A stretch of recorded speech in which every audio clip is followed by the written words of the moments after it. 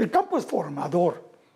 El campo te da muchas armas, te da digamos, poco a poco te va dando instrumentos para poder reconstruir con mayor objetividad los datos que vas encontrando, ¿no? Sin campo no hay arqueología. Puede haber arqueología de gabinete, pero los datos duros solamente lo adquieres en el campo. Y los datos duros de campo se llevan al laboratorio. Y viene la parte aburrida, digamos, ¿no? Tener que analizar miles y miles de tepalcates, miles y miles de navajas de obsidiana, miles y miles de pedazos de metates.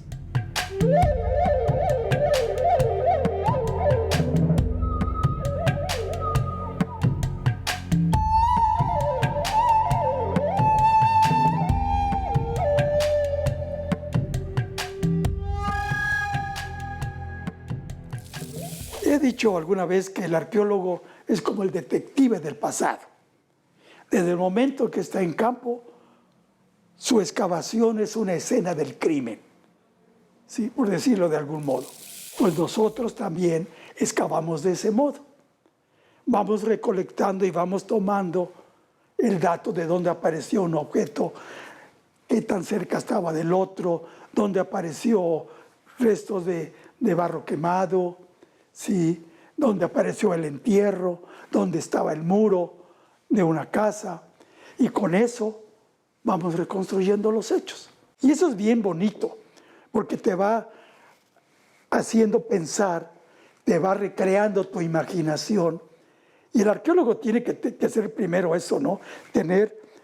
Recrear en su mente los hechos, recrear las escenas. El ser humano, el ser que estaba dejando sus artefactos allí, era una persona, era una serie de personas. Entonces tienes que pensar como ellos, tienes que tratar de reconstruir qué pasó allí.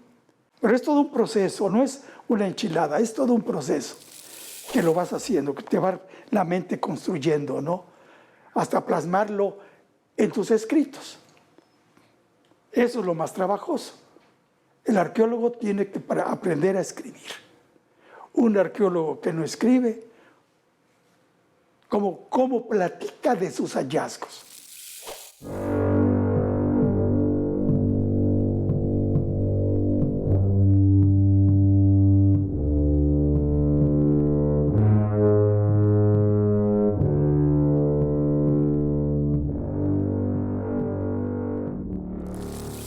Pues soy arqueólogo y graduado de la Universidad Veracruzana, ya hace muchos años. Fui investigador del Instituto de Antropología de la Universidad Veracruzana y recientemente me jubilé después de haber cumplido 50 años de servicio a la alma mater. Pues yo comencé a hacer arqueología en el 68, precisamente el momento en que entro a la escuela. En esa época había más facilidad para poder estar en campo y luego regresar a clases, ¿no?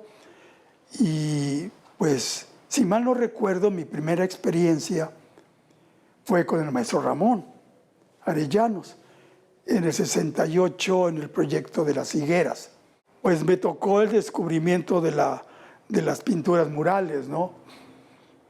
En ese momento, pues como le digo, yo acababa de entrar de la prepa. En el primer año no tiene uno mucha idea de lo que es en realidad lo que era en realidad la arqueología mesoamericana. Y sí, pues obvio, al ver esas pinturas me impactó mucho, ¿no?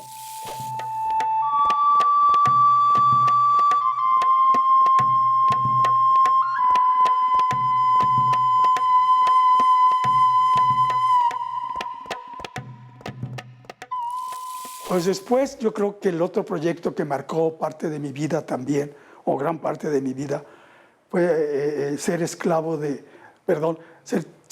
trabajador de Jeffrey K. Wilkerson, un arqueólogo muy querido, muy amigo mío, que después de haber trabajado en higueras me invitó a trabajar en su proyecto en la región de Tecolutla.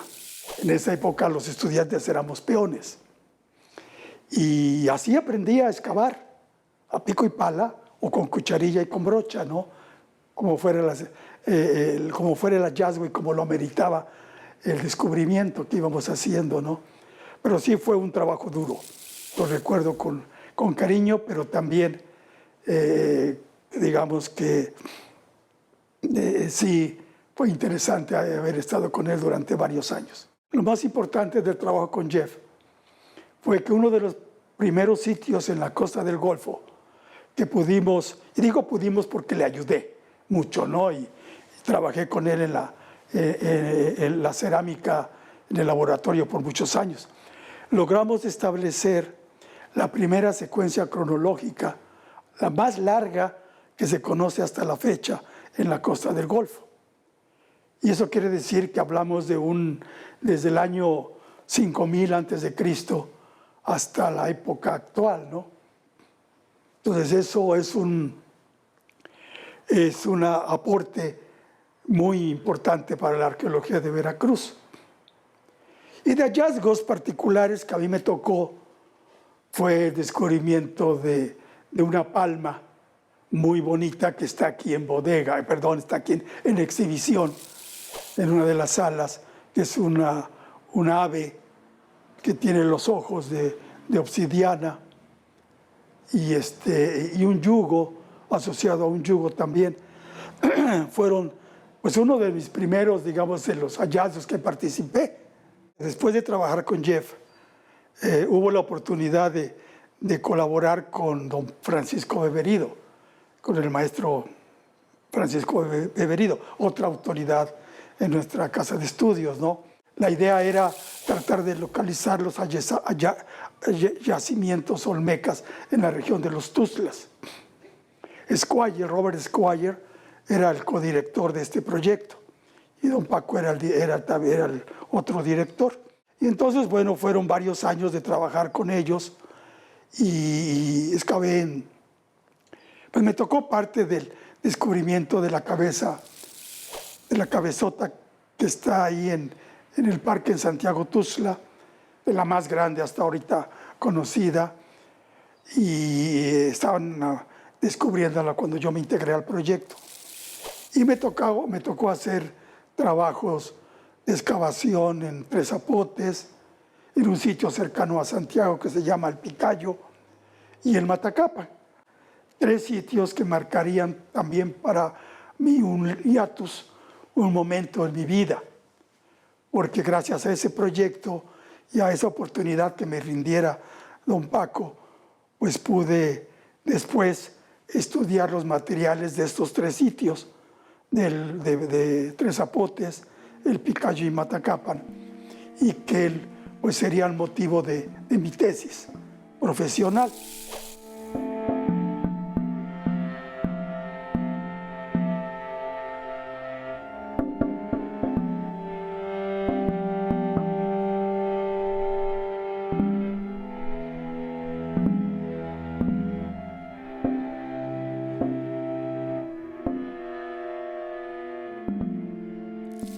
En este proceso de mis experiencias en campo, pues tuve la fortuna de haber sido invitado a colaborar en este proyecto por Carmen Rodríguez, que en esa época éramos compañeros de trabajo y que finalmente terminó siendo mi compañera de vida, decía yo, ya llevo quién sabe cuántos años, más de 30, más de 40. Obviamente Carmen estaba ahí presente cuando llegaron unos paisanos allá del sur de Veracruz, diciendo que habían encontrado unos bustos de madera y unas hachitas.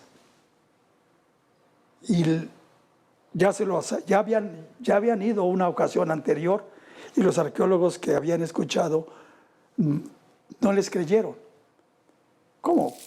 Cosas de madera, imposible, y más en el sur de Veracruz. ¿Cómo se va a conservar la madera, no? Y Carmen oyó.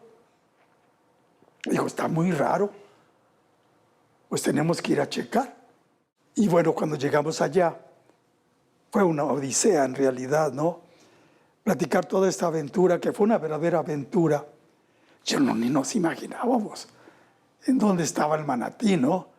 No había camino, por supuesto, ¿no? cruzamos entre el pantano. Ahora sí que, como decían los petroleros, cruzar puros pantanos. Así nos tocó cruzar en el pantano, ¿no? Con el lodo hasta así, hasta la panza. Recuerdo que la chaparra le llegaba pues imagínate, ¿no? Casi a la cintura. Una caminata que se podía haber hecho en tierra seca en media hora, la hicimos en 4 o 5 horas, ¿no? Fue una odisea llegar hasta el Macayal, que es la comunidad más próxima al Manatí. Y ya llegamos en la tardecita, casi noche. Y de ahí fuimos corriendo al Manatí. Había nada más unas cuantas casas, ¿no? Una ranchería de 4 o 5 casas que eran de la familia de los campesinos que habían encontrado el lugar. Ellos nos platican, es lo que nos dijeron originalmente, que estaban haciendo unos albercas, digamos, unas piscinas para hacer unas cría de mojarras. Y como al pie del cerro hay unos manantiales, querían aprovechar esos manantiales y hacer una compuerta, excavar y hacer las piscinas para hacer un proyecto piscícola. Pero en el trayecto de lo que esto pasó, es cierto que fueron antes, ¿no? Avisar, y como dije, no les creyeron. Pero antes ya había el rumor de que habían estado saliendo cosas de la región. Y de algún modo sabíamos que había gente que había estado comprando cosas que provenían del lugar, entre ellos Acosta Lagunes y un doctor de Coatzacoalcos, y que ya habían salido varias cosas de allí, de ese lugar. Después supimos que el lugar se llamaba el Manatí. Y cuando llegamos al sitio, los campesinos nos enseñaron los objetos. Efectivamente eran unos bustos de madera que sacaron a escondidas de una casita y nos las presentaron en una palapa, en una mesa. Cuando los sacaron unas vasijas que habían encontrado y unas hachitas. No le voy a decir, no puedo expresarte lo que sentí. Porque yo creo que habíamos prometido no ser muy discretos ante los campesinos, porque hay que ser discretos siempre. Yo creo que no pude ocultar mi entusiasmo, mi emoción, cuando vi esos bustos de madera y esas vasijas y esas hachas que obviamente eran olmecas de 1200 años antes de Cristo. Yo creo que fue tal mi locura que los campesinos dijeron, uy, esto es muy importante. Esto es muy importante. Yo no recuerdo, yo les he preguntado a mis compañeros, ¿qué hice yo para que se dieran cuenta a estos señores de que los hallazgos eran muy relevantes y únicos en Mesoamérica? Encontrar madera preservada de hace 1200 años, pelotas de hule. Era un hallazgo espectacular, único.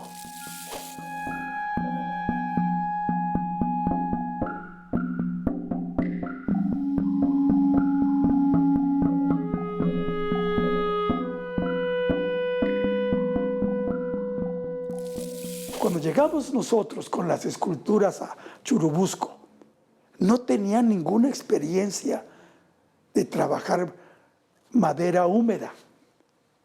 Con nuestros bustos tuvieron que experimentar. Y luego, bueno, ya les fue re bien a los que nos siguieron con objetos de madera porque ya sabían el procedimiento. Pero con nosotros experimentaron, ¿no? Entonces, siempre hemos dicho que los restauradores de aquella época son los papás de los niños, de los bebés, de las esculturas de madera, porque sin ellos no se hubiera preservado. Preservar la madera húmeda es todo un proceso muy largo, ¿no? Lleva años. Bueno, es la fecha. Eso sí es una crítica, porque es hasta una burla. Todavía no, Churubusco no nos han entregado todos los bustos. Es kafkiano, es paradójico que a estas fechas hayan transcurrido. Y es también, lo debo decir, no es, ¿cómo expresarlo?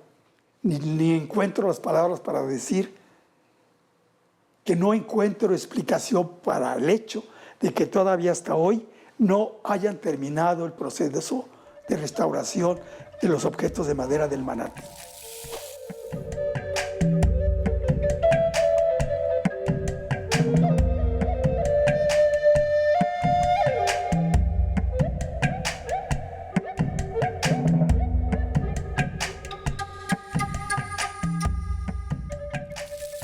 Lamentablemente el arqueólogo es muy técnico y los informes que nosotros escribimos nada más lo entienden los arqueólogos. Entonces aquí sí es un proceso al que debemos de aprender a llegar. Por eso le digo que escribir para un público general es complicado. ¿De qué le sirve a la gente común que el arqueólogo le hable del preclásico?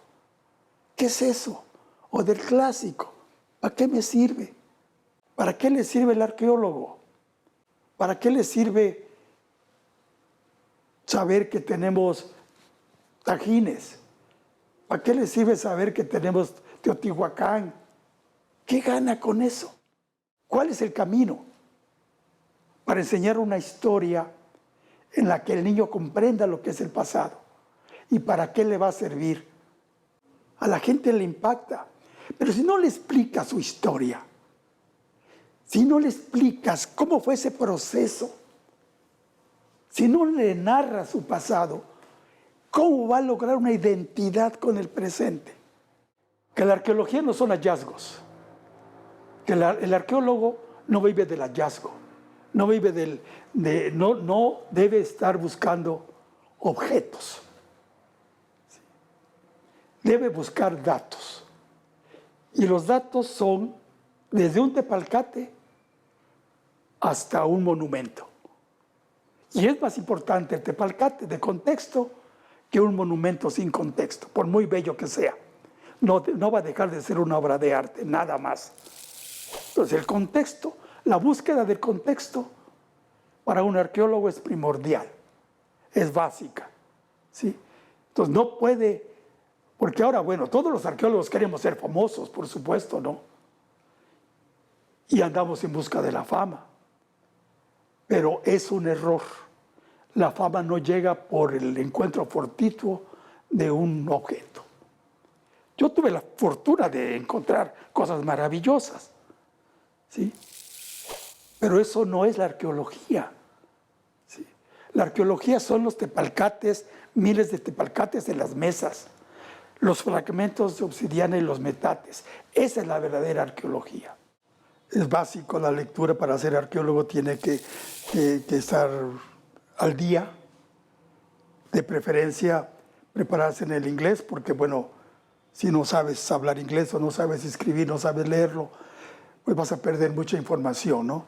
Lamentablemente mucha de la arqueología, hay que decirlo, también ha sido escrita por extranjeros, principalmente nuestros amigos gringos. Entonces, pues básicamente es la lectura y ser ratón de biblioteca, ¿no? Porque esa es la parte, digamos, medular. Sin lectura también, igual que como dije hace rato, no construyes. No puedes contextuar los datos. Y bueno, tener amor por nuestro patrimonio, ¿no? Por nuestro pasado. Rescatar esa mística que yo veía en mis compañeros, ¿sí? Ese amor, esa entrega, ese entusiasmo